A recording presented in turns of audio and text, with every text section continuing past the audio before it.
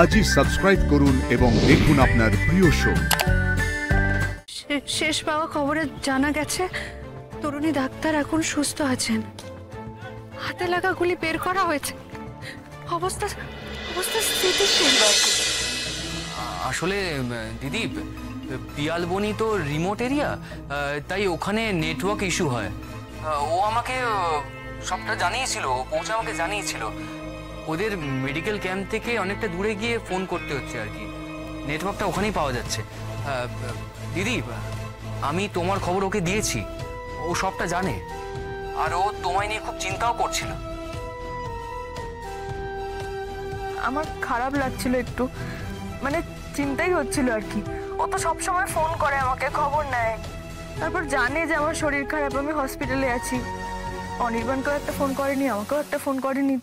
না না, ও তোমাকে ফোন করবে কি করে? ও তো জানে যে তুমি এমার্জেন্সিতে আছো, হয়তো ভেবেছে তুমি আইসিইউতে আছো। আমি তোমার সব খবর ওকে দিয়েছি। ও যতবার আমাকে ফোন করেছে ও তোমার খবর নিয়েছে, আর ও আমাকে বলেছে রাতে নেটওয়ার্ক এরিয়াতে এলে ও সবার প্রথম তোমাকেই ফোন করবে। সারাদিনে একবারও কল করার সময় পাবে না? আসলে দিদি, এই ধরনের মেডিকেল ক্যাম্পে দম ফেলার সময় থাকে না। প্রচুর রুগী আসে তো, তাদের চিকিৎসা করা, ওষুধ বোঝানো এইসব থাকে তো। তুমি একদম চিন্তা করো না, স্রোত তোমাকে ফোন করবে, একদম চিন্তা করো না। স্যার, পুলিশ এসছেন, আপনার সঙ্গে দেখা করতে চান। চুপ করুন, ফোনে কথা বলছি। হ্যালো হ্যালো, সার্থক শুনতে পাচ্ছ আমার কথা? হ্যালো, তোমার কথাগুলো কিরকম কেটে কেটে যাচ্ছে সার্থক। হ্যালো, পুলিশ নিয়ে কি কথা হলো সার্থক? কি হয়েছে আমাকে বলো প্লিজ। হ্যাঁ পুলিশ এসছে দিদি। আসলে আমাদের কলেজে একটা অ্যাক্সিডেন্ট হয়েছে আমাদের ডিপার্টমেন্টে, সেই জন্যই পুলিশ আর কি আমার সাথে কথা বলতে এসছে। আমি পরে ফোন করবো তোমাকে। হ্যাঁ, রাখছি।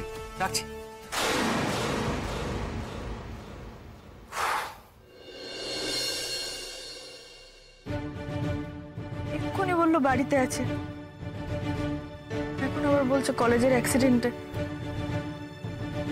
আমি কোন একটা মহিলারও গলা পেলাম। মহিলা তাহলে কোথা থেকে এলো? পুলিশ নেই কি বা বলছিল?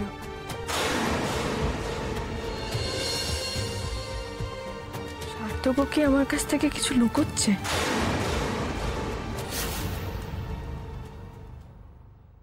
স্যার, ম্যাডামকে ডাক্তার চন্দ্রের অফিস রুমে শিফট করা হয়েছে। পুলিশ এসে গেছে, জানেন তো ওরা একেবারে এরপর খবরের কাগজে লোকজন চলে আসলে তো খুব অসুবিধা হয়ে যাবে স্যার, অন্যান্য পেশেন্টদের অসুবিধা হবে। তাই আমি ম্যাডামের সমস্ত জিনিসপত্র গোছাচ্ছি, আপনি যদি একটু বাইরে যান তো ভালো হয় স্যার। ঠিক আছে।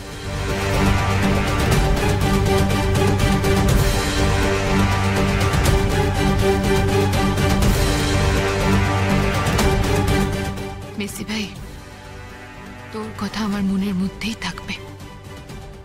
পুলিশ হোক বা সাংবাদিক, কেউই জানবে না আমি তোকে দেখেছি।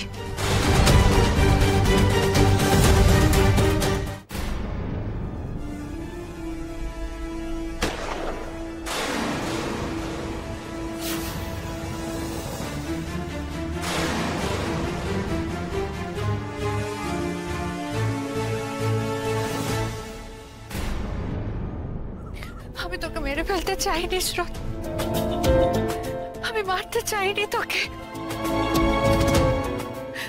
আমি সত্যি তোকে মারতে চাইনি। তুই তুই হয়তো বিশ্বাস করবি না, তুই হয়তো ভুল বুঝছিস আমাকে। নিশ্চয়ই ভাবছিস মেসি ভাই আবার কোনো খারাপ কাজে ঢুকে এরকম করলো, কিন্তু না স্রোত, আমি তোকে মারতে চাইনি, আমি তোকে গুলি করতে চাইনি। ভগবান, কেমন আছো? কেমন আছিস তুই? সুস্থ আছিস তো? তুই বেঁচে আছিস কিনা সেটুকু যদি জানতে পারতাম।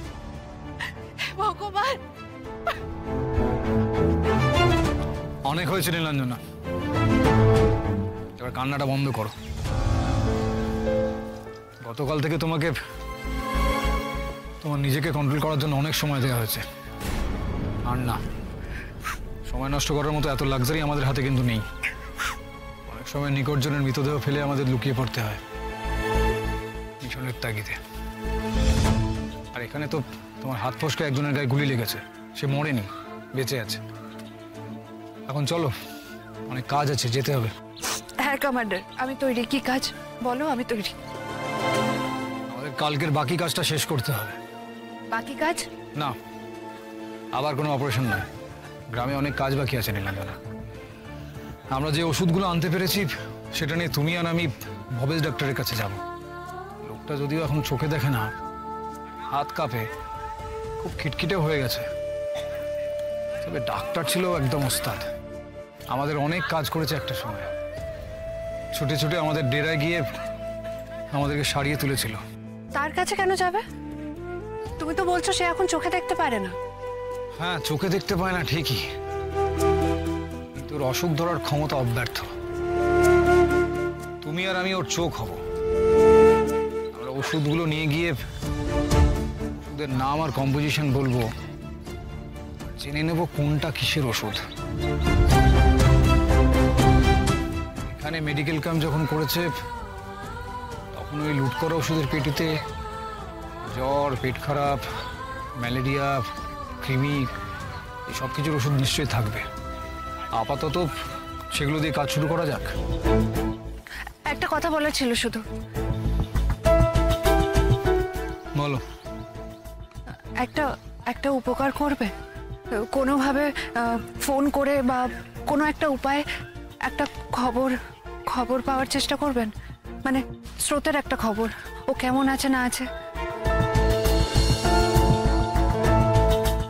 আমরা যেখানে কাজ করি তার 20 কিলোমিটারের মধ্যে আমরা মোবাইল ব্যবহার করি না, এটা তো তুমি জানো নীলাঞ্জনা। হ্যাঁ জানি তো, জানি আমি, কিন্তু তাও একটা খবর জোগাড় করা যাবে না স্রোত কেমন আছে না আছে। আমি জানি ওর হাতে গুলি লেগেছে, কিন্তু তাও ও কেমন আছে না আছে এটা জানার জন্য আমার মনটা খুব ছটফট করছে।